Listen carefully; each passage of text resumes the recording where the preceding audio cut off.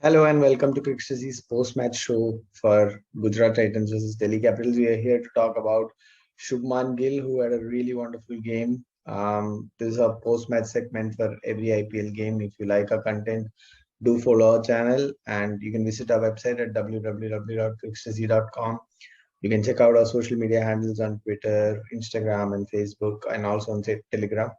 So with me, I have Prasenjit Day to talk about Shubman Gill, a KKR favorite who went to Gujarat Titans. So what did you make of his knock today? It was an excellent knock. I think it was the best I have seen playing in maybe uh, two I don't know 2 or 3 years. When he first came to KKR, he batted in the middle order. He had a good outing. Then he was switched to the opening role. He didn't have that good an outing. His strike rate used to be down, but here with the Gujarat Titans again, he batted really well today. The way he kept scoring the runs, kept the dot balls percentage low, everything was good about his innings today. Yeah, I thought especially against the spinners, he was really good stepping out to them. He hardly dotted up against two really good quality spinners. Kuldeep was bowling really well. I think Gill countered both Kuldeep and Axar. Axar in particular, I think he's turning the ball away. He's sort of the guy that Delhi relies on for the middle overs, and Shubman Gill just took him apart. And especially the wicket was also a bit tacky; it was not coming onto the bat properly. So I thought to go at that strike rate for somebody like Gill, that was unexpected and also really good to watch. He's such a eye-pleasing player. Yeah, actually, so Delhi basically control the middle overs with Axar operating in those middle overs. Yeah. They keep the runs down and everything. Here he was brought on in the power play, then in the middle overs, but Gill attacked him straight away. So whenever he came on, Gill attacked him, and I think he hit 3 sixes of him, if I am correct. Yes. And he played Kuldeep really well as well. And it was not like he was like attacking too much or anything. I think he rotated the strike really well, didn't dot up, and kept the runs going, like kept the strike rotating and hit the occasional boundaries as well, which resulted in a very good strike rate.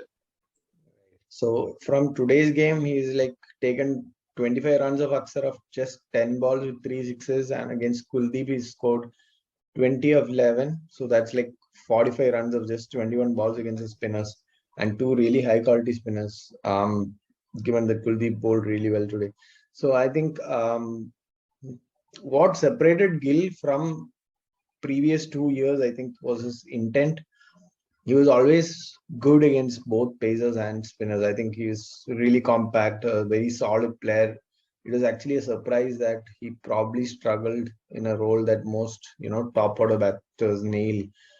So he's in that category. It was surprising to see him play without intent in the last 2 seasons, but I think that has changed. And that's probably also to do with how KKR saw him, right? Like he was somebody just 21 years old. He did not have anybody at the other end who can just take off from the word like from the beginning. So I thought KKR messed up there. And they were just banking on Gill in the top three to set up scores for Russell, Morgan, and Dinesh Karthik, and that was like too much for him. He was just 21 after all. So on top of that, they gave him captaincy duty. I mean, he was in the leadership group at KKR, if you remember, and I think all of that weighed him down a bit. What do you think of his stint at KKR? I think that stint at KKR could have been really good for him, which I don't think it really turned out to be because uh, towards the end of his stint, everything started going down the wrong way. So his strike rate started coming down, and he wasn't exactly playing according to the template that KKR wanted to play, or say Brendan McCallum wanted his team to play. So, but still, he's still 22 years old, and KKR, I think they made a big mistake by not retaining him. Uh, they could have easily retained Gill, I think, ahead of Varun Chakravarti, because I think spinners can be picked up pretty much easily in the auction. But they instead chose to retain Varun over him, and then with Gill going to the Gujarat Titans, there was no scope for getting him back in the auctions as well. Right. I have this very wrong theory. The last two games he played in the 2021 season for KKR, Gill made 46 of 46 balls and 51 of 43 balls.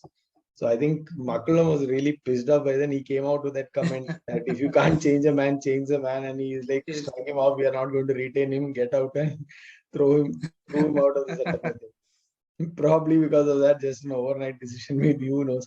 But I thought not retaining Gill was actually really stupid from KKR. Like he's somebody who's really compact, a really good top order batter, just 21 years old, 22 round. And There's most no reason importantly, he has a very not high retain ceiling. him. Yeah, he's like somebody who's good against pace and spin, who can bat middle order and top order, and who's just 22. He's a no-brainer to retain him. There's no way, and he's probably a future leader as well. So I thought KKR completely messed up there. And their retentions I thought were not that good, especially Venkatesh Iyer as well as Varun Chakravarti. I thought Iyer in particular was, going by very recency bias, I thought.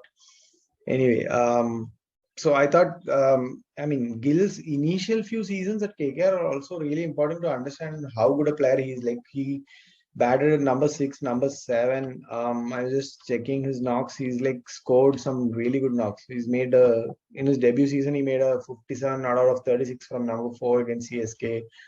Then he made a 37 of 29 balls against DC. Then against the Rashid Khan attack, he scored 30 of 20.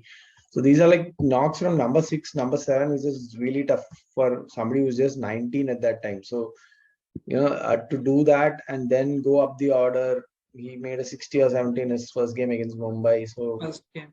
yeah, he's like, he's been really good for them, except those 2 years in UAE where the ball was not coming on. Even in India, I think the first leg of 2021, he did not do well. But there is again just a handful of games, I think 5 or 6 games. And his strike rate in India is actually around 134 or something. And his strike rate in UAE is 117. So it's like those 2 seasons pegged him back, but his potential was so high that it was probably not good for him to, go from, good for KKR to let him go. But anyway, it worked out really well for Gujarat, I think. They have a really solid top order batter, but I think Gill is actually unlucky. He's gone to a team which is, again, not the best of batting units. They're probably one of the weakest batting units in this tournament. Sorry, in this season. They probably lack somebody in the top 4 who can, really complement Gill. It's again down to. It's good to see Hardik going up, actually. Probably would help Gill a bit. What do you make of that, like Gill Hardik combination at Gujarat? I think first 2 matches, first match Gill didn't do well. Obviously, was out for a duck in conditions that were not so friendly for the top order batters. But He I showed think intent it even will. then.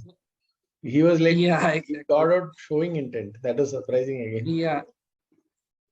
But I think this combination is going to work really well. Gujarat also can make some changes if in the next couple of matches, the likes of Matthew Wade and Vijay Shankar fail to perform. Vijay Shankar in particular hasn't done well in so much batting friendly conditions. So I am a little bit doubtful about his place in the side right now. So if he doesn't do well in the next couple of matches, they can probably look at other options like Riddhiman Saha or say Sai Sudarshan, who is a young player. And they can also look to promote Abhinav Manohar higher up the order because I feel right now his talent is being wasted at number 7. Yeah, I think Manohar is a good player of spin as well. He can go up the order, float up the order. Sai Sudarshan, as you said, he had a really good TNPL. He's a good hitter. He's still raw, And but probably a better option. Even Saha is yeah, and actually really good in the power play, so it's probably an option. And for Matthew Wade, they obviously have somebody who I thought should have played ahead of Wade initially. Rahmanullah Gurbaz should have started for Gujarat, I think. I was On just about to say that let's not forget Gurbaz is there yeah. as well. So I mean, Gurbaz is so good that there's no comparison. I think Wade is good. He has intent in the power play, but when has he last played well in Asia? I don't know. Like plus Yeah. Gurbaz is this is really good intent and he'll go really well with Gill, I think. Anyway, Yeah, so and I also saw like Wade wasn't kind of comfortable keeping to Rashid Khan. So maybe Gurbaz behind the wickets. They are teammates, of course. So might be a good right. combo Yeah, in that's that a way that's as a well. good point actually. Yeah, they are teammates. They'll know. Yeah, good point actually. I did not think of that. And so for Gill to start off the season in this manner after the last 2 years is really promising, especially on these good wickets. Gujarat need to put up good totals. They are a solid bowling attack. So on the batting front, but they're actually a bit reliant on Gill and Hardik. So um, it's very important for them that Gill hits his straps right away and goes on and make those big runs. He started off well, so that's really promising. Let's see how he goes. He's made his highest IPL score today, so that's 84. Mm. Let's see how he goes later in the season. It's looking all rosy at the moment, but you never know. Yeah. These, somebody who said that strike rate is overrated can't fully trust him based on one game. But anyway, let's see how he goes. All right, that is Yeah. all from today's segment. We'll catch up with you soon with the next game. Thank you so much.